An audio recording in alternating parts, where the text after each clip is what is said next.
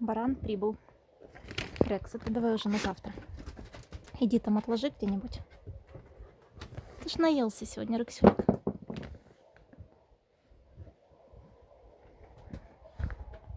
Да?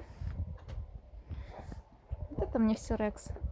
Намочил ноги, футболку и довольный стоит. Будь здоров. Вот, докупался в холодной воде.